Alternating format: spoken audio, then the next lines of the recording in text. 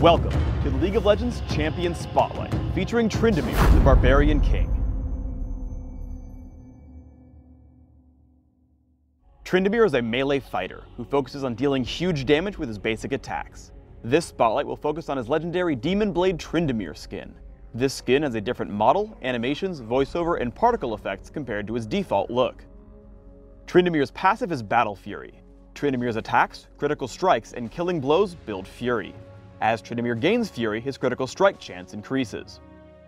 Bloodlust gives Tryndamere bonus damage based on how much health he has. He gains a small amount of damage for being full, but he gains the most benefit at 1 health. Tryndamere may activate Bloodlust to consume all of his fury, healing him based on how much fury was used. Mocking Shout reduces the attack damage of all nearby enemy champions. Enemies that had their backs turned are also slowed for a few seconds. Spinning Slash sends Tryndamere to target location, damaging all enemies along his path. Every time Tryndamere lands a critical strike, the cooldown on Spinning Slash decreases. Undying Rage gives Tryndamere bonus fury and makes him immune to death for a few seconds, holding at 1 health if he were to take fatal damage. This ability can be cast while stunned, silenced, or otherwise incapacitated. As an added note, you typically want to use Bloodlust to heal yourself right as Undying Rage ends to help you survive. I play Tryndamere as a jungler, which allows me to farm without interference and also enables me to gank without my opponents expecting it. Ask a teammate to pull the golems, which allows you to take the camp down without receiving too much damage. Transition to the wraiths, wolves, and then the buff golem, giving it to whichever teammate can best use it. I head over to gank bottom lane. I lead in with Mocking Shout and then Spinning Slash. We crush Blitzcrank's health and pick up the kill despite Alistar's stuns. I smack Alistar with a critical strike and walk out of turret range. Seeing him get low, I play too aggressively. I'm about 1 minion kill from level 6, but instead of killing one to get my ultimate, I recklessly dive Alistar and die underneath a turret as I get stunned. When your ultimate is up, you can take most fights if you play well. Fighting Vladimir in mid lane, I start aggressively. I wait for Sanguine Pool, but unfortunately he turns around right as I use Mocking Shout. Thankfully, I can still chase him, using Flash and Spinning Slash to dive him underneath his turret. The scariest part here is getting away from the turret. Right as Undying Rage is about to time out, I take a turret shot, then use Bloodlust, letting me take another attack as I walk out of range. As I get into a fight in mid, I run once Alistar uses his ultimate. I head back in once Taric shows up, stunning Vayne. I take her down with just a few basic attacks and Spinning Slash. Turning to Vladimir, he's unable to sufficiently damage me as I deal tons of damage and have lifesteal. Once he falls, I can easily chase Alistar, who's already used his ultimate. Thanks to Taric, I pick up 3 kills without even touching Undying Rage. I get pulled into the enemy turret by Blitzcrank. I run out and use Undying Rage right as I'm about to die. Yorick makes a clone of me with Omen of Death, while I try to focus Vladimir. I notice that my clone has taken Blitzcrank to 1 hit, so I get the kill. Vladimir is now unable to out-damage my lifesteal, so I take a 2nd kill without any trouble. I take down the mid turret, but run due to the amount of escapes and stuns on the enemy team. Upon fighting Blitzcrank, I use Undying Rage at the last possible second.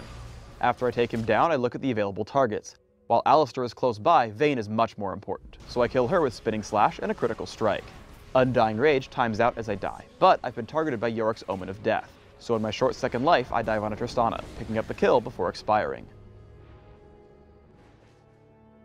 We get into a fight in the enemy jungle.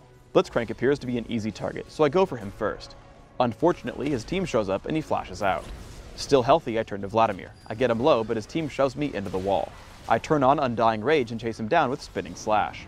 At this point, I should run up and around the wolf camp, flanking Blitzcrank, Tristana, and Vayne. Instead, I make the mistake of diving back down through Alistar, dying to Pulverize. Basically, always be aware that Tryndamere can disengage and get back into the action pretty frequently.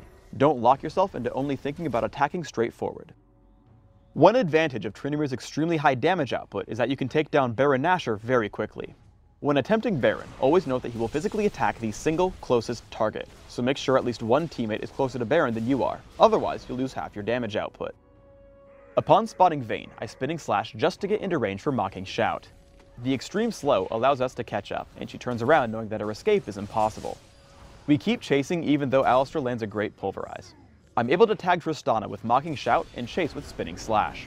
After the kill, I Spinning Slash out of turret range because it's attacking me. I use Undying Rage at the last possible second, turning to kill Blitzcrank with the help of my team. Thankfully, I get just out of range of Alistar when he tries to jump me. I turn around to kill him with a critical strike before leaving the base. Tryndamere is extremely position reliant. Diving headfirst into Vayne gets me shoved around and makes me use Undying Rage before even dealing any damage.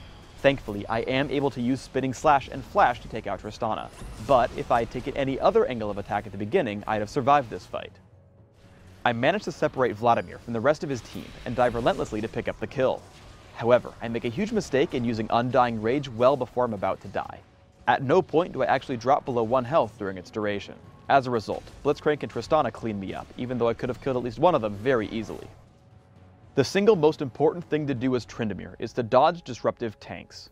Here I know a teamfight will start, and I use Spinning Slash and Flash to jump over Alistar, heading straight for Vayne. Oracle's Elixir allows me to take her down despite her invisibility. As I chase Tryndamere, I note the duration on my ultimate. Hemoplague would certainly have killed me, so I retreat to find another opening. I turn on to Blitzcrank and kill him quickly. For runes, I take attack speed marks, flat armor seals, attack speed glyphs, and armor penetration quintessences. This setup allows me great jungle control, and builds my Fury Bar rapidly with attack speed. My masteries are 2109, focusing on all the physical damage modifiers on offense, and taking increased neutral buff duration and utility. I take Smite and Flash for jungle speed and maneuverability in battle. I max Bloodlust right away for healing and damage output. I take Spinning Slash at level 2 and leave it there, focusing on Mocking Shout to heavily debuff my opponents throughout the mid-game. For items, I open with a Vampiric Scepter. I take Berserker's Greaves and Yomu's Ghostblade as my first major investments.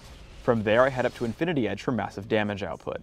After that, I max out my critical strike chance with Cloak and Dagger and an Elixir of Agility. My final items are Bloodthirster and Black Cleaver for endgame damage and sustenance.